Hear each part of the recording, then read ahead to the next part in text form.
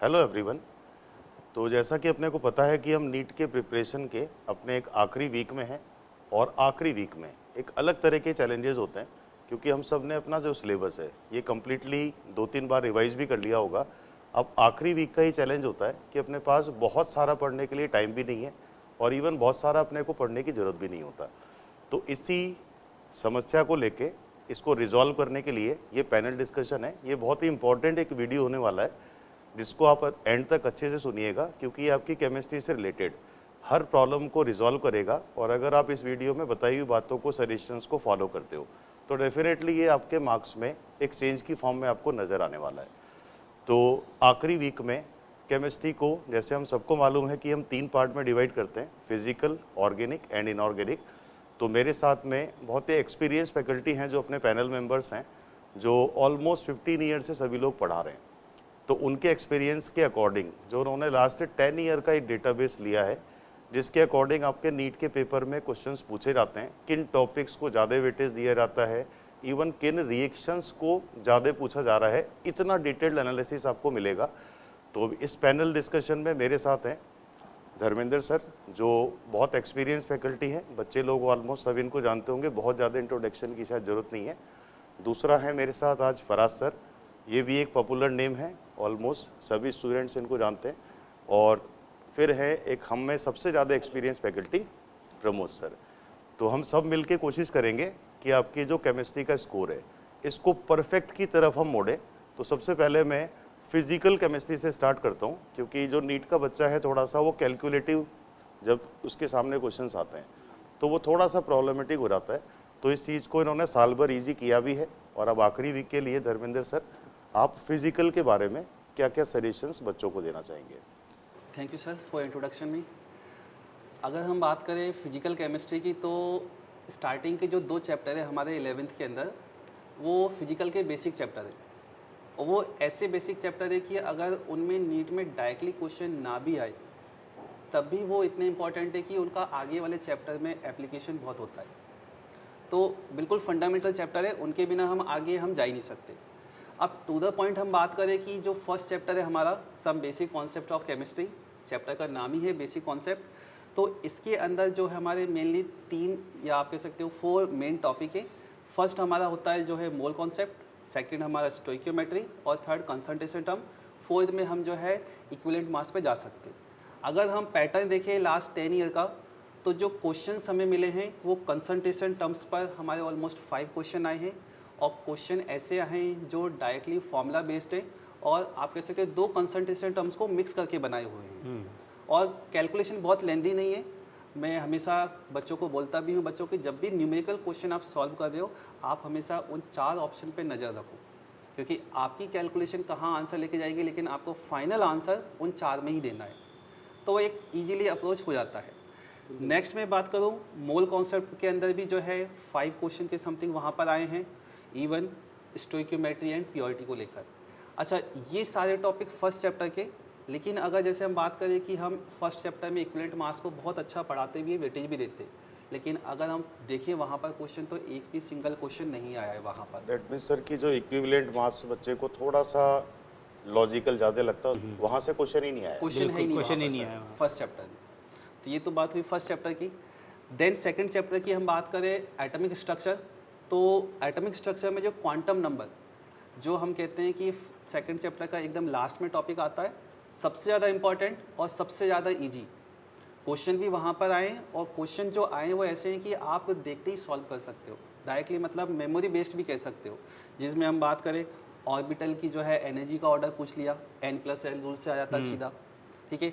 Directly formula based question है, ठीक। कुछ क्वेश्चन जो है वहाँ पर थोड़े से बोर थ्योरी से भी लिए हुए हैं, इवन एक क्वेश्चन आपका E=hc/λ से भी आया हुआ है, ठीक। लेकिन मेजर पूरा का पूरा पार्ट जो है क्वांटम नंबर पर है। मतलब अगर बच्चा केवल क्वांटम नंबर को अच्छे से पढ़ ले तो आपके एग्जाम में मार्क्स ही सिक्योर नहीं होंगे, बल्कि सेकंड चैप्टर जो थर्ड चैप्टर से रिलेटेड है वो भी उसका क्लियर हो जाएगा। सही है, क्योंकि इस टॉपिक को पढ़ लोगे तो कनेक्टेड है क्योंकि कॉन्फ़िगरेशन वाला पार्ट उधर पीरियोडिसिटी में भी आएगा, तो दोनों कनेक्टेड है। दैट मीन्स कि सर क्वांटम नंबर्स और कॉन्फ़िगरेशन को अगर अपन रिलेट कर लें तो उस दोनों दो चैप्टर में chapter मिला आपके के cover हो शायद ये सबसे इम्पोर्टेंट पार्ट है जिसको हमें रिवीजन में एम्फेसिस देना मेरे साथ दोनों को इंटीग्रेट करके पढ़ना चाहिए।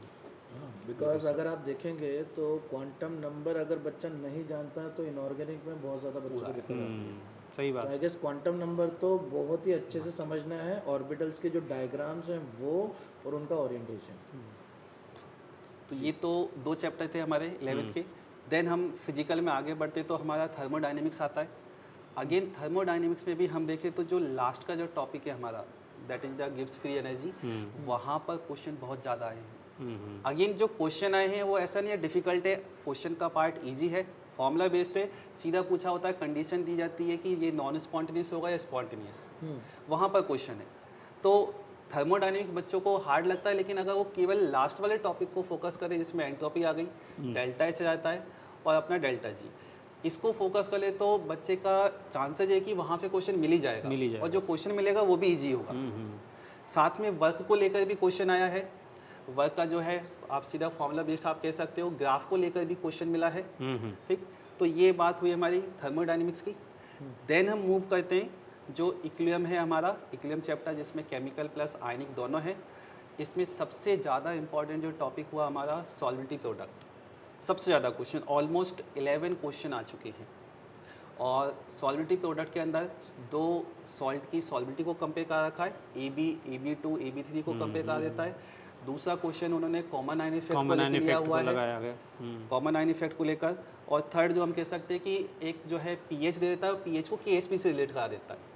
ये इस टाइप के क्वेश्चन चले हैं। बफर का कॉम्बिनेशन भी आया है, बफर के कॉम्बिनेशन भी है। कौन सा बफर बनेगा। बफर के अंदर अगर आप देखेंगे तो बहुत मतलब बेसिक क्वेश्चंस आते हैं। बिल्कुल बेसिक है, तो बहुत डिटेल में नहीं आता है वो। बच्चा पूरे साल बफर के लिए परेशान होता रहता है कि हमें बफर समझ नहीं आ रहा, क्वेश्चन हम कैसे स्टार्ट करें, बफर का पता ही नहीं लगता कभी कभी तो कि बफर का क्वेश्चन है।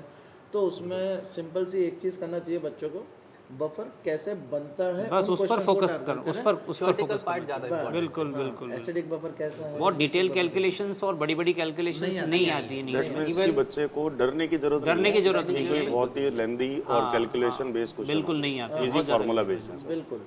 नीट के अंदर आपका जो टारगेट है वो टारगेट है स्पीड एंड एक्यूरेसी, ना कि आपका नॉलेज लेवल, एक्सटेंट लेवल।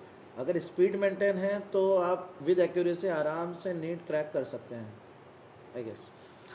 इसी के साथ हम बात करें इक्विलिब्रियम में, ये तो न्यूमेरिकल वाला टॉपिक है। न्यूमेरिकल के साथ में जो थियोरेटिकल टॉपिक है वो भी अच्छे से आ रहा है, that is the Lewis theory, Gauss law theory से भी क्वेश्चन पूछे गए, और वो क्वेश्चन इतने ईजी हैं कि अगेन आप डायरेक्टली जो है माइंड में सॉल्व करके टिक कर सकते हो। तो ऐसा नहीं है कि इक्विलिब्रियम में केवल न्यूमेरिकल पार्ट ही चल रहा है, थियोरेटिकल पार्ट भी उतना ही इंपॉर्टेंस रखता है। इम्पोर्टेंट बिल्कुल। तो ये सारी चीज़ें जो थी हमारे फर्स्ट चैप्टर जो कि 11th की फिजिकल केमिस्ट्री की थी, जिनकी इंपॉर्टेंस हमने डिस्कस कर ली।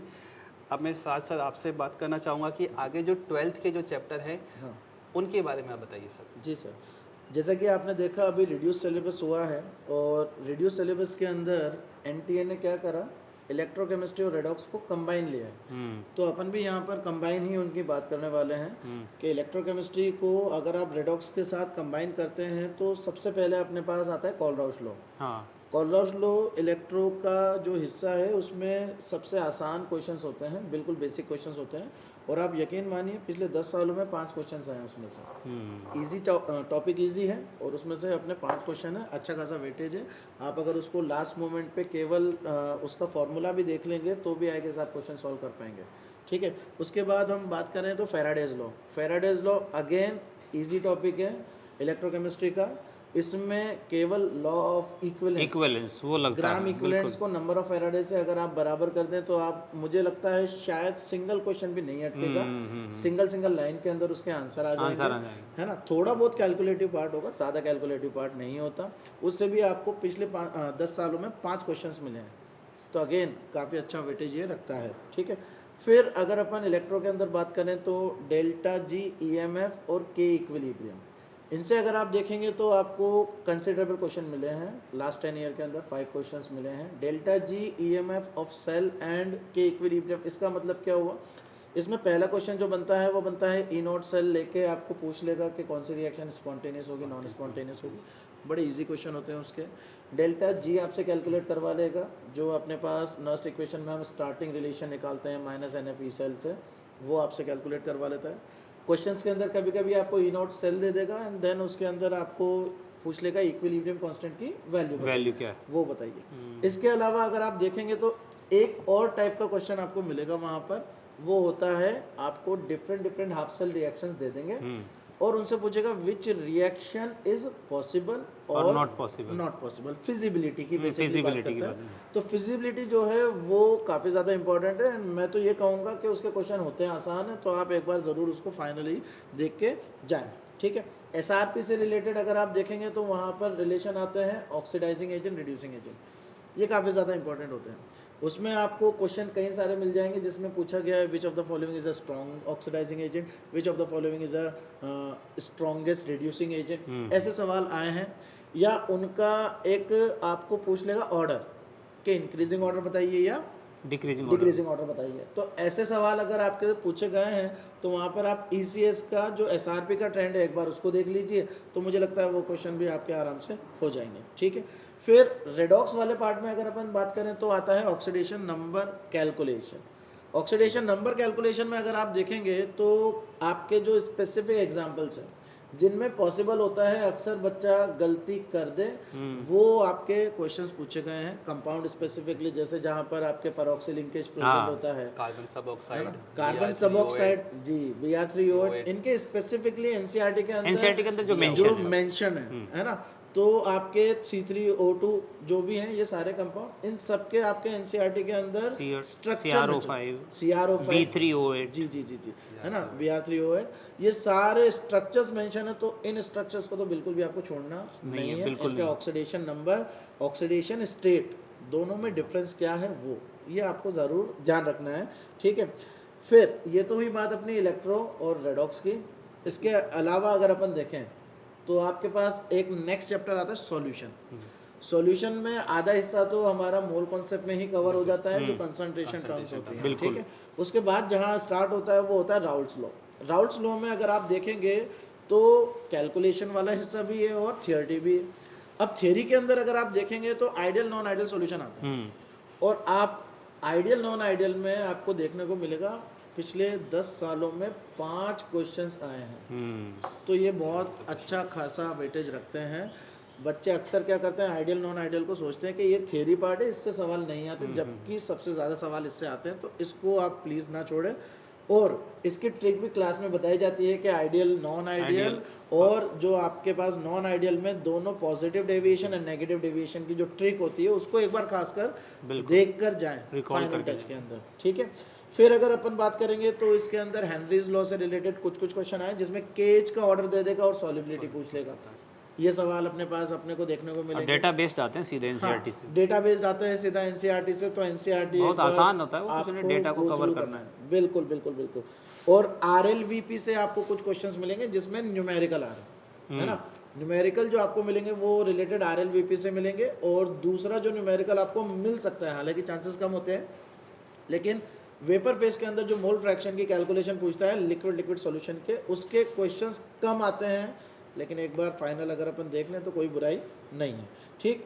फिर क्वालिटेटिव प्रॉपर्टीज में हमारे पास आता है एक डेल्टा TB और delta TF, elevation in boiling point and depression in freezing point. इससे भी रिलेटेड आपको सवाल काफ़ी मिलेंगे, तो आप उनको खास करके देख कर जाएँ, क्योंकि फॉर्मूला बेस्ड सवाल हैं, क्वेश्चंस करने में कहीं कोई दिक्कत नहीं होगी, ठीक है।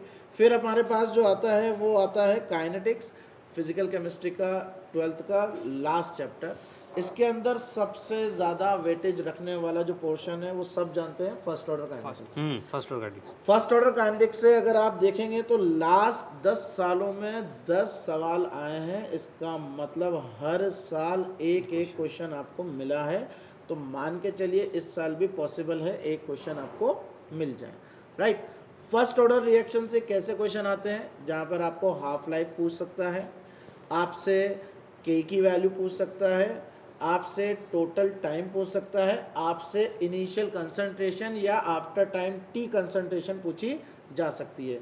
ये सारे क्वेश्चन केवल एक ही फॉर्मूला है उससे सॉल्व होते हैं। तो मुझे लगता है वो आप कर लोगे। ग्राफ भी आ रहे हैं, ग्राफ भी हैं और ग्राफ भी हमारे पास है। ग्राफ के अलावा हमारे पास जो मॉलिकुलरिटी है। अब देखो ये फर्स्ट ऑर्डर का हो गया, अब मॉलिकुलरिटी से रिलेटेड और मैकेनिज्म से रिलेटेड जहाँ पर आप कैलकुलेट करते हैं क्या ऑर्डर, उससे रिलेटेड भी आप इंटरमीडिएट वाला जो है रिएक्शन इंटरमीडिएट को एलिमिनेट करके जो आप ऑर्डर निकालते हैं, जो फ्रैक्शनल ऑर्डर हमारे पास आता है उससे भी रिलेटेड हमारे पास सवाल आते हैं, तो आप उसको भी अगर देख लेंगे तो मुझे लगता है काइनेटिक्स जो एक थोड़ा सा बड़ा चैप्टर है वो काफी कंसाइज आपका हो जाएगा, लिमिटेड 2-3 टॉपिक जी। इसके बाद जीरो ऑर्डर रिएक्शन से आपको पिछले 10 सालों में कोई क्वेश्चन नहीं आया, 4 क्वेश्चन आए हैं, बिल्कुल सर, है ना। तो 4 क्वेश्चन आए हैं जीरो ऑर्डर रिएक्शन में। बढ़िया बात क्या है, या तो ग्राफ आएगा, ग्राफ के अलावा सीधा सीधा क्वेश्चन जो रिलेशन आता है उन पर आता है AT बराबर NO माइनस KT, उस पर रिलेटेड अपने को क्वेश्चंस मिलते हैं, ठीक। और लास्ट जो इसमें इंपॉर्टेंट टॉपिक है वो है RNS थ्योरी। RNS थ्योरी से रिलेटेड जिसमें टेम्परेचर के साथ जो अपना रेट कांस्टेंट का वेरिएशन है उसका रिलेशन वो काफ़ी इंपॉर्टेंट होता है, जहाँ पर आपसे EA के बारे में पूछा जाता है, एक्टिवेशन एनर्जी क्या होगी, कैसे आप कैलकुलेट करेंगे, उसके बारे में पूरी जानकारी आपसे पूछी जाती है। तो उसको तो बिल्कुल भी स्किप ना करें, क्योंकि काइनेटिक्स के अंदर देखा गया है कि अगर सबसे पहला वेटेज फर्स्ट ऑर्डर का है तो सेकंड हाईएस्ट वेटेज जो होता है वो होता है RNS थ्योरी का होता है, ठीक है। तो आप इसको जरूर करके एक्टिवेशन एनर्जी पर तो पिछले साल ही गड़बड़ हो गई थी, हाँ अभी तो उसका आंसर जो है NCERT के अकॉर्डिंग ही जाना है जी। तो NCERT में जो लिखा है उसको फोकस करिए जी। बच्चा जो है जैसे सर फिजिकल केमिस्ट्री के अंदर न्यूमेरिकल को लेके बहुत जो है परेशान रहता है कैलकुलेशन को लेके, लेकिन अगर हम अपने लास्ट ईयर का ट्रेंड देखें तो फिजिकल में भी उन्होंने काफी हद तक थियोरेटिकल पार्ट इंट्रोड्यूस कर दिया, बिल्कुल बिल्कुल। अब और जो कैलकुलेशन है वो लेंथी को घटा दिया है, शॉर्ट कर दी तो है। अगर आप अच्छे से ऑब्जर्व करते हैं तो कैलकुलेशन वाला पार्ट कम है अब, बिल्कुल, और कैलकुलेशन भी लेंथी नहीं रही तो बच्चा यहाँ भी अच्छे से स्कोर कर सकता है आराम से। और बेसिकली टाइम फ्रेम को ध्यान में रखते हुए वो डिजाइन किए जा रहे हैं बिल्कुल बिल्कुल। जो लेंथी क्वेश्चन की नंबर वैसे घटा दी गई है, पहले के सालों के कंपैरिजन में अब कम आ रहे हैं ऐसे क्वेश्चन। इनफैक्ट मेरा तो ये सजेशन है कि अगर बच्चा न्यूमेरिकल सॉल्व कर रहा है तो न्यूमेरिकल सॉल्व करते टाइम पे हमेशा अप्रोक्सीमेट कैलकुलेशन करे, चारों ऑप्शंस को, हाँ चारों ऑप्शंस को वो देख ले कि डिफरेंस ज़्यादा है तो आराम से अप्रोक्सीमेट कैलकुलेट करेगा, तो उससे आंसर उसका नियर बाय में निकल के आ जाएगा, सीधा उसे टिक करना है। एग्जैक्ट कैलकुलेट करने की बिल्कुल भी ज़रूरत नहीं है, टाइम अपना वेस्टेज हो जाएगा, ठीक है। तो ये तो ही हमारी फिजिकल केमिस्ट्री की बात। अब हम बात करते हैं इनऑर्गेनिक केमिस्ट्री की। मैं प्रमोद सर से पूछना चाहूँगा, सर लास्ट मोमेंट पे लास्ट 1 वीक की स्ट्रेटेजी हम बता रहे हैं, तो इसमें इनऑर्गेनिक में बच्चा बहुत ज़्यादा परेशान रहता है, उसको लगता है कि बहुत सारा पढ़ने के लिए है, मैं क्या क्या याद रखूँगा, कैसे याद रखूँगा। तो सर कुछ ऐसे सेलेक्टेड टॉपिक्स बता दीजिए जिससे कि बच्चा उसे याद रखे और वो बहुत हेल्प हो जाए उसकी। जी ज़रूर ज़रूर जी। सबसे पहले तो मैं बताना चाहूँगा बच्चों को कि काफ़ी रिलीफ हो गया है। इनऑर्गेनिक जो क्रैमिंग वाला पार्ट था वो काफ़ी सारा पोर्शन हटा ही दिया है, और जो बिल्कुल लॉजिक पार्ट है वो इन्होंने रखा है जी। तो इस लॉजिक पार्ट में ना कुछ तो डाटा सपोर्टेड आपका कंटेंट है जो आपको NCERT में मिल जाएगा। जैसे बॉन्डिंग हो गया, वहाँ कुछ टेबल्स बनी हुई हैं, बॉन्ड लेंथ की, बॉन्ड एनर्जी की, है ना। इसके अलावा इलेक्ट्रोड पोटेंशियल का डेटा है आपका डी एंड ब्लॉक में जी। तो ये डेटा सपोर्टेड क्वेश्चंस भी अब आने लगे हैं। तो हमें क्या है, NCERT के जो डेटा हैं उनको एनालाइज करके रखना चाहिए, किसकी वैल्यू ज़्यादा है, किसकी वैल्यू कम है, क्या ऑर्डर आ रहा है, स्पेसिफिक एग्जांपल। ऐसा नहीं कि कुछ भी कहीं से भी उठा लिया, NCERT पर फोकस करो। तो मैं स्टार्ट करता हूँ। पहला चैप्टर जैसे बॉन्डिंग है आपका, बेसिक चैप्टर है आपका। तो बॉन्डिंग में बहुत ज़्यादा वेटेज है, और कई साल तो 2-2 क्वेश्चन के बाद 4-4 क्वेश्चन तक भी आए हैं। तो अगर हम टॉपिक एनालाइज करें, सेग्रीगेट करें, तो बहुत इम्पोर्टेंट टॉपिक है VSEPRT। तो इस सेगमेंट में शेप पूछी जाती है, स्ट्रक्चर है आपका, एंगल है, और वेरिएशन क्या पॉसिबल होते हैं शेप में लोन पेयर के आने से। तो वो सारी चीज़ें आपकी इस टॉपिक में कवर होती है। लगभग 18 क्वेश्चन पिछले 10 सालों में आए हैं। 18 क्वेश्चन मतलब ऑलमोस्ट 2 क्वेश्चन एवरी ईयर आ रहा है ना।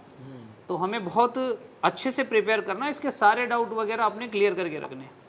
फिर मॉलिक्यूलर ऑर्बिटल थ्योरी से हर साल क्वेश्चन आ रहा है, 11 क्वेश्चन अब तक आए हैं, और ज़्यादा नहीं है। ऑक्सीजन के वेरिएशन जो हैं, ऑक्सीजन +1, ऑक्सीजन -1, है ना। नाइट्रोजन के वेरिएशन है, बॉन्ड ऑर्डर और बॉन्ड स्टेबिलिटी, मैग्नेटिज्म, इस पर क्वेश्चन आ रहा है सीधा सीधा।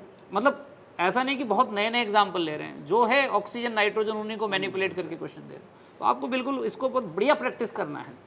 फिर आता है बॉन्ड पैरामीटर, बॉन्ड लेंथ वगैरह हो गया, 4 क्वेश्चन आए हैं पिछले 10 सालों में। डाइपोल मोमेंट जो है वो उस पर 5 क्वेश्चन आए, एनसीईआरटी में दे रखे हैं जो एग्जाम्पल, अमोनिया है, वाटर है, मीथेन है, इनके कंपेरिजन, वेक्टर, समेशन, सब वो उसके अकॉर्डिंग देखना। शेप बनानी है, शेप हाइब्रिडेशन से बनानी है, वेक्टर लगाने हैं और फिर चेक कर लेना है। बाकी आपको ट्रिक्स बताई जाती हैं कि कैसे चेक करना है कि पोलर होगा, नॉन पोलर होगा। फिर आता है हाइब्रिडाइजेशन, सीधा सीधा हाइब्रिडाइजेशन निकालने के ट्रिक बताए जाते हैं। सभी टीचर्स, सभी जो भी पढ़ाते हैं फैकल्टी, सब बताते हैं कैसे ट्रिक निकालते हैं और हाइब्रिडाइजेशन का एकदम सही आंसर आ जाता है। फिर number of sigma and pi bonds आते हैं। सिग्मा और पाई बॉन्ड्स को वैसे तो आप अगर स्ट्रक्चर पता है तो वैसे बना सकते हैं, लेकिन फार्मूला बेस्ड भी ट्रिक्स आपको बताए जाते हैं क्लासेस में कि कैसे सिग्मा और पाई निकाल सकते हैं। तो आप उनका यूज़ करें, प्रैक्टिस करें। और ये ऐसे क्वेश्चन हैं जो बहुत इजी एक्सेसिबल हैं और आपका गलती होने के चांसेस कम होते हैं अगर आपने अच्छे से प्रिपेयर किया है या थोड़ा सीरियसली प्रिपेयर किया है। कॉन्फिडेंस भी होता है कि ये हमारे सही हो जाएंगे। अब आते हैं बच्चों पीरियोडिक प्रॉपर्टीज़ यानी कि पीरियोडिक टेबल वाले चैप्टर से। इस चैप्टर में ज़्यादातर क्वेश्चन जो हैं आपके आयनिक रेडियाई से रिलेटेड आए हैं और आयनाइजेशन एनर्जी का ऑर्डर आए हैं। सीक्वेंस बनाए जाते हैं और आपसे कहा जाता है कि करेक्ट ऑर्डर कौन सा है। तो आयनिक रेडियाई की अगर हम बात करें तो आइसो इलेक्ट्रॉनिक स्पीसीज होती है, सीधा सीधा उसी से चलता है। आपका highest positive charge, highest negative charge को चेक कर लें, ऑर्डर आपका क्लियर हो जाता है। जो एग्जांपल हम क्लास में लेते हैं जो डिफरेंट एक्सेप्शन है, एक्सेप्शन क्वेश्चन नहीं आते हैं, बिल्कुल नाइट्रोजन, ऑक्सीजन, बेरिलियम, बोरॉन। हाँ, नाइट्रोजन ऑक्सीजन में आयनाइजेशन का ऑर्डर वो देखा जाता है और इलेक्ट्रॉन गेन एंथैल्पी में हेलोजेंस का ऑर्डर देखा जाता है। मतलब जो एनसीईआरटी में सेट पैटर्न जो है ना उसी से आता है, जरूरत भी नहीं है। आपको बहुत ज्यादा एनालिसिस कर करके डिटेल में जो डेटा हमारे एनसीईआरटी में नहीं है उसको जबरदस्त इंक्लूड करने का टाइम वेस्ट करने की जरूरत नहीं। मतलब सेफ रहो एकदम, बिल्कुल वही चलती है। ये है। तो बच्चों इस तरह से आप स्ट्रेटेजिकली अगर देखें तो ये क्वेश्चंस आते रहे हैं। और अब हम चलते हैं डी एंड एफ ब्लॉक पर। डी एंड एफ ब्लॉक में वैसे तो आप देखे जाएंगे 2 सेगमेंट है, डी ब्लॉक और एफ ब्लॉक। तो डी ब्लॉक से पहले बात करें तो डी ब्लॉक में एक तो केमिनो4 और K2Cr2 से जो कंपाउंड है उनके कलर्स, उनके प्रोडक्ट्स, किसके साथ क्या वो किसको ऑक्सीडाइज करेंगे, किस मीडियम में करेंगे, क्या प्रोडक्ट बनेगा। जैसे आयोडाइड की बात कर ले, एसिडिक में अलग प्रोडक्ट बन रहा है, अल्कलाइन में अलग बन रहा है। तो एन फैक्टर लगा के स्टोइकियोमेट्री के क्वेश्चन आ रहे हैं। डी ब्लॉक में प्रॉपर्टीज आ जाती हैं जैसे कि आपका कौन पैरामैग्नेटिक होगा, कौन डायामैग्नेटिक होगा। थ्योरेटिकल पार्ट है, सीधा आपको अनपेयर्ड इलेक्ट्रॉन पर फोकस करना है। डी ब्लॉक जो डी ऑर्बिटल्स हैं उनके अंदर कॉन्फ़िगरेशन से पता चल जाता है। तो थोड़ा सा वो एनालाइज कर लीजिए। मैग्नेटिक प्रॉपर्टीज़ हो गई। फिर जनरल फीचर होते हैं जैसे एटॉमिक रेडियाई, आयनिक रेडियाई किस ऑर्डर में जाती है आपको पता है। बीच में जाके 3D ऑर्डर पे जो थर्ड सीरीज होती है उसको जब फोकस करना है। सारे डी ब्लॉक एलिमेंट्स को आपको नहीं करना है, थर्ड सीरीज को करना है। डी ब्लॉक में जो एक टेबल दी हुई है वो सबसे ज़्यादा काम की है। उसके अंदर ना ionization energy, atomization energy, first second ionization energy, बिल्कुल इलेक्ट्रॉन पोटेंशियल है। आप मतलब वो रामबाण दवा एकदम यूं समझ लीजिए क्वेश्चंस की। डी ब्लॉक खत्म है। बिल्कुल। तो उसको अच्छे से मेमोराइज करना है बच्चों। और डी ब्लॉक में अगर स्पेशली बात करें तो लेंथेनॉइड्स में प्रॉपर्टी लेंथन एंड कॉन्ट्रैक्शन के बाद जो सीक्वेंस आते हैं उसके जो पोस्ट लेंथन एंड कॉन्ट्रैक्शन जो इफेक्ट्स आते हैं, जैसे साइज इक्वल हो जाना, ऑक्सीडेशन स्टेट क्या होगी, रिड्यूसिंग होंगे, पैरामेट्रिक होंगे, नहीं होंगे, कलरफुल होंगे, नहीं होंगे, इस तरह के क्वेश्चंस आए हैं। तो असर्शन रीजन और मैट्रिक्स मैचिंग, इस पर क्वेश्चन कैसे, जब थ्योरेटिकल पार्ट है तो डी एंड एफ ब्लॉक में क्या कर रहे हैं, असर्शन रीजन और मैट्रिक्स मैचिंग और स्टेटमेंट के क्वेश्चन बनाए जा रहे हैं। तो आपको ना थ्योरी मतलब एकदम अच्छे से समझ लेना है। वहाँ जो लाइन टू लाइन लिखी हुई है एनसीईआरटी में वो उस पर बिल्कुल फोकस करके रखना है। को वो मैनिपुलेट करके क्वेश्चन बनाते हैं, करेक्ट इनकरेक्ट कर देते हैं उसी में। तो छोटी छोटी बातें हैं। अब स्पिन ओनली मैग्नेटिक मोमेंट की बात करें इसी चैप्टर में तो 6 क्वेश्चन आए हैं। ये दोनों को मिला के कर सकते हैं, डी एंड एफ ब्लॉक और कोऑर्डिनेशन, क्योंकि एक साथ वो कॉमन टॉपिक होता है इनका। इसके अलावा प्रॉपर्टीज़ जो हैं डी ब्लॉक की उससे 7 क्वेश्चन आए हैं अब तक 10 सालों में। तो ये आपका मोटा मोटा एनालिसिस है। और फिर कोऑर्डिनेशन कंपाउंड में हम चलते हैं तो इसमें जो क्वेश्चन आए हैं strength of ligand and chelation से 4 क्वेश्चन आए पिछले 10 सालों में। इसके अलावा कुछ नए क्वेश्चन आ रहे हैं जैसे कि एनर्जी को कोरिलेट किया है स्ट्रेंथ ऑफ लिगेंड से और फिर उसमें वेवलेंथ पूछी जा रही है। एक और आ रहा है CFAC ऑक्टाहेड्रल और टेट्राहेड्रल की। तो इनमें जो रिलेशन होता है उस पर कैलकुलेशन वाला न्यूमेरिकल, छोटा सा न्यूमेरिकल होता है, उसमें ऑक्टाहेड्रल की वैल्यू दे रही है, टेट्राहेड्रल में पूछ रहा है, तो वो जो आपको फार्मूला है उसका पुट करके वैल्यू निकालनी है। बाकी स्ट्रॉन्ग लिगेंड वीक लिगेंड के अकॉर्डिंग मैग्नेटिज्म बदलता है, तो उस बात को ध्यान रखें। और उस पर मैग्नेटिक मोमेंट के क्वेश्चन आते हैं, या तो डायरेक्ट पुट करेगा या फिर सीक्वेंस देगा, ऑर्डर देगा, उसको आपने नंबर ऑफ अनपेयर्ड इलेक्ट्रॉन के अकॉर्डिंग ऑर्डर करना है। तो ये था जो बच्चा बहुत सारे एक्सेप्शन पढ़ता है, तो जो एनसीईआरटी में 2-3 एग्जांपल दे रखी है बिल्कुल। कोबाल्ट +3 के साथ वही याद बस रखें। वही आते हैं, वही आते हैं, अलावा जरूरत पड़ती भी नहीं है। जरूरत ही नहीं, एक्स्ट्रा करने की आपको जरूरत नहीं है। हम तो सीधी सी बात है, एनसीईआरटी से बाहर नहीं निकलना है आपको। एसआरपी के अंदर आप देखें तो Fe3+ Fe2+ और Mn अपने पास जो होता है उसमें +3 में वो क्या होगा, या Cr अपने बिल्कुल, पास +2 में क्या बिल्कुल, होगा, बिल्कुल, बिल्कुल, ऑक्सीडेशन स्टेट की स्टेबिलिटी, और इन्हीं 3-4 एलिमेंट्स के एसआरपी के वैल्यूज। भाई मैग्नेटिक मोमेंट और वीक लिगेंड, स्ट्रॉन्ग लिगेंड के साथ स्टेबिलिटी, बस इस पर ज़्यादा फोकस किया जा रहा है क्वेश्चंस में। आइसोमेरिज्म में भी जो एनसीईआरटी में एग्जांपल है वही है, आइसोमेरिज्म आ रहे हैं, है ना, सीधे से लिमिटेड है। मतलब आइसोमेरिज्म के लिए हम कई सारे बुक्स को रेफर करके नए नए एग्जांपल ले लेते हैं, जरूरत ही नहीं है। एनसीईआरटी में जो दे रखा उसी को मैनिपुलेट करके दे। बताओ बस। तो बच्चों ये तो रहा फिजिकल और इनऑर्गेनिक वाला पार्ट। अब एक और पार्ट है, आपको पता है, ऑर्गेनिक, बहुत मेजर पार्ट होने वाला है इस बार, क्योंकि इनऑर्गेनिक स्लैश डाउन हो गया है, तो ऑब्वियसली वेटेज बढ़ गया है ऑर्गेनिक का। तो ऑर्गेनिक में कहाँ से कैसे क्वेश्चन आते रहे हैं, ये एनालिसिस लेकर आए हैं हमारे विकास सर। तो सर मैं आपसे रिक्वेस्ट करूँगा कि आप आगे फॉरवर्ड करें इसको। सर केमिस्ट्री में जैसे फिजिकल, ऑर्गेनिक और इनऑर्गेनिक है, तो ये थोड़ा सा इसलिए वाइड नज़र आता है क्योंकि इन सबको पढ़ने का तरीका एक दूसरे से बहुत डिफरेंट है। मैं जैसे फिजिकल आपका सारा कंसेप्चुअल और लॉजिकल बिल्डिंग वाला पार्ट है, इनऑर्गेनिक में कुछ जगह हम भी सजेस्ट कर देते हैं कि इनको वैल्यूज वाइज याद रखना, बिल्कुल बिल्कुल That means मेमोराइज factual करना है, उसको क्रेम करना है। और ऑर्गेनिक होता है इन दोनों का मिक्सिंग। बिल्कुल बिल्कुल कुछ पार्ट जो रिएक्शंस का है वो फैक्चुअल भी है, याद भी रखना होता है, लेकिन कुछ चीज़ें उसमें मैकेनिज्म वाइज लॉजिकल भी हैं। लॉजिक। तो इस वजह से क्या ऑर्गेनिक पढ़ते हुए बच्चे कई बार खुद ही कंफ्यूज हो जाते हैं कि याद रखने वाले पार्ट को ज़्यादा एम्फेसिस दें या हर चीज़ समझने की हर कोशिश चीज़ समझने की कोशिश करें। तो सही लेकिन अगर अपन नीट के पेपर के रिगार्डिंग ये चीज़ें सोचें तो इतना बेसिक लाइन और बॉर्डर लाइन वाले क्वेश्चंस आते हैं। जैसे अगर अपन सिंपल एनालिसिस करें तो 11 का जो पार्ट है इसमें आता है आपका जीओसी, हाँ, आइसोमेरिज्म हुआ, आईयूपीएसी हुआ, जो इलेक्ट्रॉनिक इफेक्ट हुए। इनमें अगर अपन लास्ट 10 सालों की बात करें तो 32 क्वेश्चंस आए, और 32 का मतलब है कि इन 3-4 चैप्टर से पर ईयर 2 या 3 क्वेश्चन पूछे जा रहे हैं।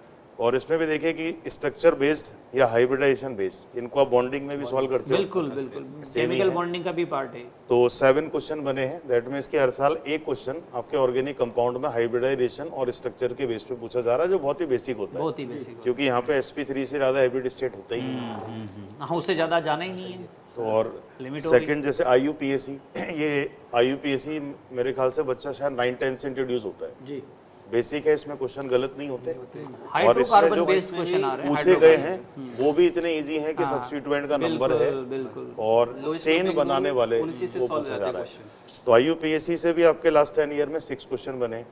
आइसोमेरिज्म एक लॉजिकल पार्ट है, उसमें स्टीरियो वाला जो सेगमेंट है उसमें बहुत अलग अलग एग्जांपल्स बच्चे करते हैं, लेकिन हाँ जो अपने एग्जाम में पूछा जा रहा है वो सिंपल अगर स्टीरियो से भी आया है तो ज्योमेट्रिकल ऑप्टिकल की डेफिनेशन बेस या कायरल कार्बन की इंफॉर्मेशन पे डायरेक्ट क्वेश्चन। बिल्कुल जी। स्ट्रक्चरल से थोड़े से कम क्वेश्चन बने हैं, लेकिन हाँ स्ट्रक्चरल में जो टोटोमेरिज्म है, कीटोइनॉल ये लगातार अपने एग्जाम में आया है। और जो बाइसाइक्लो का एक वो ब्रेजिंग बिल्कुल, कार्बन हाँ, वाला रूल वो भी वो एक्सट्रीम लेवल पे ले जाके इन्होंने पूछा। कई बार 2-3 बार लगातार हुआ, पूछा। और इट में भी पॉसिबल कि पिछले साल शायद नहीं आया, अब तो हो सकता है वैसा क्वेश्चन इस अब बार जैसे हम देखने को कहते हैं कि एनसीईआरटी से बाहर नहीं आता है, तो ऑर्गेनिक में ये इसको बना हुआ है। बाइसाइक्लो एनसीईआरटी में कहीं भी नहीं है। हाँ, फिर इन्होंने बाइसाइक्लो का एग्जाम्पल लेके और उस टॉपिक में इंट्रोड्यूस किया है और लगातार दिए हैं। तो 2-3 बार तो लगातार ही आया था। बिल्कुल। तो इट में भी पॉसिबल कि वो आ जाए, थोड़ा सा एक्सटेंडेड रेजोनेंस वाला भी आया था उसमें। बिल्कुल बिल्कुल। तो ये एक इंपॉर्टेंट पार्ट हो गया। इलेक्ट्रॉनिक इफेक्ट जो एक बहुत ही वाइड क्राइटेरिया है, रेजोनेंस, इंडक्शन, हाइपर कॉन्जुगेशन, इन पे भी लास्ट 10 ईयर में 10 क्वेश्चंस बने। दैट मीन्स कि ये भी पर ईयर 1 क्वेश्चन के हिसाब से आपको मिलेगा। तो जीओसी का जो पार्ट है ये वैल्यूएबल इसलिए हो जाता है क्योंकि 31 क्वेश्चन बने, दैट मीन्स कि 2-3 क्वेश्चन, जो एक बहुत बड़ा फ्रैक्शन होता है एक बच्चे के लिए। बिल्कुल बिल्कुल। इसके बाद अपन एंट्री मारे अगर हाइड्रोकार्बन में, तो हाइड्रोकार्बन एक बेस चैप्टर है। एल्केन, एल्कीन, एल्काइन हो गया, एरोमेटिक, हाइड्रोकार्बन हो गया। तो अगर अपन सबको कॉमनली मिला दें, दैट मीन्स एलिफेटिक, एरोमेटिक, तो लास्ट 10 ईयर में 26 क्वेश्चंस बने। दैट मीन्स ये भी वो है जो 2 से 3 क्वेश्चन बना रहा है। बिल्कुल 2 से 3 इसमें बाइफर्गेशन अगर अपन करें तो एल्कीन का जो ओजोनोलाइसिस है ये ऑक्सीडेशन में बार बार रिपीटेड वैल्यू में पूछा हुआ क्वेश्चन है। बिल्कुल 10 साल में एग्जैक्टली देखा जाए तो 4 बार आया है। इसके बाद अपन अगर मार्कोनिकॉफ एडिशन या एंटी मार्कोनिकॉफ पे चले तो डायरेक्ट इन 2 रूल्स पे बेस्ड ही 4 क्वेश्चन बने हैं और इनसे रिलेटेड जो कन्वर्जन्स है जैसे हाइड्रेशन हो गया, बिल्कुल ऑक्सीमर्क्यूरेशन, डीमर्क्यूरेशन, हाइड्रोपोरेशन, इनको भी अपन एसोसिएट कर लें तो 11 क्वेश्चन बने हैं मार्कोनिकॉफ और एंटी मार्कोनिकॉफ रूल से लास्ट 10 ईयर में। काफी बड़ा अमाउंट है। और एरोमेटिक हाइड्रोकार्बन, शायद ये अपने नीट का फेवरेट एक पार्ट होता है हाइड्रोकार्बन में। तो ये इलेक्ट्रोफिलिक सब्स्टिट्यूशन की रेट पे, एक्टिवेटेड डीएक्टिवेटेड ग्रुप्स पे और एरोमेटिक हाइड्रोकार्बन पे भी 11 क्वेश्चंस बने हैं लास्ट 10 ईयर में। तो अगर अपन ओवरऑल हाइड्रोकार्बन की भी बात करें तो ये भी 2 से 3 क्वेश्चन का क्राइटेरिया हो गया। देन आफ्टर अगर अपन आ जाए हैलाइड पे, तो हैलाइड में पूरे मैकेनिज्म को ज्यादा एम्फेसिस नहीं दिया, ज्यादातर क्वेश्चन 2 ही पार्ट पे बने हैं, SN1 और SN2। उनके डिफरेंसेस तो इनके डिफरेंस हो गए, ऑर्डर ऑफ रिएक्टिविटी हो गया, और 1-2 बार पूछा गया रेसेमाइजेशन का भी एक ऑर्डर, या मैक्सिमम रेसेमाइजेशन कितना होता है, वो स्टेबिलिटी कार्बोकैटायन। तो ये थोड़ा सा एक एक्सटेंडेड पॉइंट हो जाता है कि परसेंटेज रेसेमाइजेशन की बात बहुत ज्यादा एनसीईआरटी नहीं करता, लेकिन हाँ 1-2 बार ऑप्शन में दिखा है। बिल्कुल। तो रेसेमाइजेशन परसेंटेज कैसे होता है, किन फैक्टर पे डिपेंड है, ये आपके पास अब यहीं पर मैं एक बात ऐड करना चाहूंगा sir, extra out of syllabus की बात करें तो बाइफेनाइल के जो ऑर्थो सब्स्टिट्यूट है ऑप्टिकल एक्टिविटी में, ऑप्टिकल एक्टिविटी में वहां से क्वेश्चन, जबकि एनसीईआरटी में हमें इसका डिस्क्रिप्शन कहीं तो नहीं है। ऑर्गेनिक की वो पार्ट है जहाँ पे थोड़ा सा इन्होंने लिबर्टी लिया है। न लीक से हट के जाते हैं ये ऑर्गेनिक में। तो 2-3 क्वेश्चन आपको थोड़े इस तरह मिलेंगे, वैसे तो उससे ज्यादा प्रैक्टिस अपनी क्लास में कराया जाता है। बाकी 90% तो एनसीईआरटी फोकस होता ही है, पर अब देखो ये स्कोप तो बना ही रहता है थोड़ा बहुत। तो आगे अगर अपन चले 12th के पार्ट में, तो यहाँ पे आपके पास ग्रिग्नार्ड रिएजेंट है जो वैसे तो हर चैप्टर में इंक्लूड है। हाँ, बिल्कुल। तो हाइड्रोकार्बन से लेके हैलाइड तक प्रिपरेशन में आ जाता है। प्रिपरेशन में अल्कोहल, एल्डिहाइड, कीटोन, इसके भी 4 क्वेश्चन है। इसको तो अपन हर जगह डिवाइड कर सकते हैं। और सबसे ज्यादा ऑक्सीजन कंटेनिंग कंपाउंड्स में जो इंपॉर्टेंट है सरप्राइजिंगली वो है ईथर। ईथर का HI से रिएक्शन और Williamson ether synthesis. Williamson ether synthesis में भी स्पेशली वो यूज करता है एनिसोल का। या तो HI से उसका रिएक्शन कराएगा और या फिर उसको प्रिपेयर कराएगा, और इसी पे बेस क्वेश्चन अगर अपन देखें लास्ट 10 ईयर में, तो HI से रिएक्शन और Williamson ether synthesis last 10 year में 9 बार पूछा हुआ है। दैट मींस कि पर ईयर एक क्वेश्चन शायद मैंडेटरी है। पिछले 10 सालों में क्यूमिन हाइड्रोपेरोक्साइड के भी 2 बार क्वेश्चन आ चुके हैं। वो फिनॉल का प्रिपरेशन। तो ये एज इट इज बिल्कुल रिपीटेड वैल्यूज के साथ चलते हैं। तो आपको एक क्वेश्चन तो ईथर या विलियमसन का मिलना ही है। ये तो पक्की बात है, कंफर्म है। दोनों से ही मिल जाए, क्योंकि ये प्रिपरेशन में भी काम आ जाता है फिनॉल के। आगे अपन चलें तो जो नेम रिएक्शंस होते हैं हैलाइड के, ये भी आपके 9 बार आए हैं। बहुत ज्यादा नेम रिएक्शन नहीं होते, related with SN1 SN2 डार्जन reaction हो गया। तो name reaction easy pace, that means उसमें कुछ ज्यादा फंसा के पूछता ही नहीं है, स्ट्रेट लिखे हुए इंफॉर्मेशन से आता है। एडिशन एलिमिनेशन जो मैकेनिज्म है ये आपके आ गया 4 बार।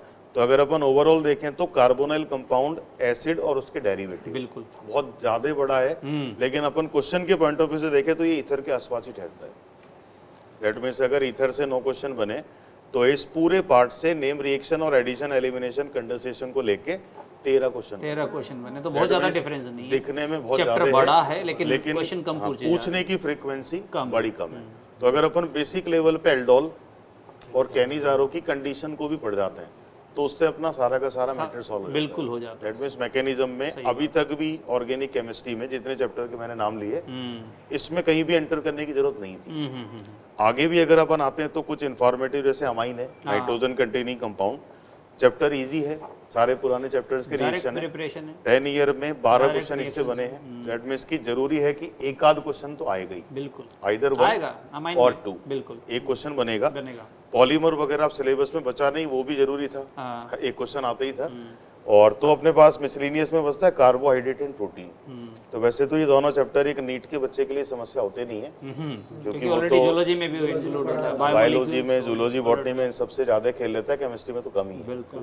तो इनसे भी 15 क्वेश्चन बने हैं। दैट मींस की आएगा एक क्वेश्चन इस बार भी, और इट में भी पॉसिबल कि पॉलीमर हटाए तो 2 आ जाए। तो ऑर्गेनिक में भी अगर अपन देखें तो बच्चे कई बार इससे थोड़ा बहुत हेजिटेट करते हैं, लेकिन हाँ अगर अपन पेपर का लेवल देखें कि हमने अगर बेसिक का भी रीडिंग किया हुआ है, क्लासरूम नोट्स को एक बार देखा हुआ है जो एनसीईआरटी के बिल्कुल पेरीफेरी में होते हैं, और कुछ फैक्चुअल चीज़ें अगर अपन याद कर लें तो शायद ऑर्गेनिक में full out of full score हो सकता है। तो इस डिस्कशन में ये तो बच्चों को क्लियर होना चाहिए कि जो पेपर आने वाला है, चाहे केमिस्ट्री वाइड नज़र आता हो, कहने में फिजिकल, ऑर्गेनिक, इनऑर्गेनिक, लेकिन जो पेपर का लेवल आपको मिल रहा है उसका ऑलमोस्ट मुझे ऐसा लगता है कि जो सर ने बताया है अपने एक्सपीरियंस से लास्ट 10 ईयर का एनालिसिस करके कि ऑलमोस्ट एक ब्लूप्रिंट आपके सामने तैयार है कि कैसा पेपर दिखने वाला है। लास्ट 7 दिन में आप किन टॉपिक पर ज्यादा एम्फसाइज कर सकते हैं दैट मींस कि आपको और पूरे अपना स्कोर सिलेबस इंप्रूव पे कर सकते जाना नहीं है, इन टॉपिक्स को अच्छे से देखो, इनको लिखो और इन्हीं को रिकॉल करो, क्योंकि रिकॉल वैल्यू ही है एनसीईआरटी में। एक ही तरीके का पेपर या एक सेट पैटर्न पे पेपर हर बार आता है, सरप्राइज एलिमेंट थोड़े से कम होते हैं और होते भी हैं तो वो आपके इजी बेस क्वेश्चन होते हैं। दैट मींस कि जैसे एआर की एंट्री होगी हाँ तो, लेकिन वो इतने टफ नहीं थे, वो स्ट्रेट लाइन पे बेस्ड नहीं, वो बिल्कुल क्लियर कट हो जा रहा था कि क्या बोलना चाह रहा है। दैट मींस कि उसमें भी वो उलझाने वाली थीम नहीं थी। तो इस डिस्कशन का अगर अपन फायदे की बात करें, क्योंकि हम आकाश कोटा यूज करते हैं एक कैप्शन वी केयर, तो हम सब टीचर्स हैं और पूरा सिस्टम कोशिश करता है कि हमारी जिम्मेदारी सिर्फ सिलेबस कराने पे कंप्लीट नहीं होता, हम बच्चे के साथ नीट एग्जाम तक भी रहते हैं और ये भी कोशिश करते हैं कि बच्चे के साथ हम जब तक रहें जब तक वो मेडिकल कॉलेज में एंट्री ना कर जाए। सही बात, बिल्कुल। तो दैट्स वाई वी केयर की थीम पे ही एपिसोड है और हर सब्जेक्ट में आपको इस तरह के डिस्कशंस मिलेंगे और इन सारे सब्जेक्ट्स को अच्छे से सुनना है और ये चीज़ें आपको जो लास्ट वीक में आपको किस ट्रैक पे चलना है, क्योंकि सही रास्ते पे चलना ही अपनी सही मंजिल पे जाने का एक सिंपलेस्ट वे है।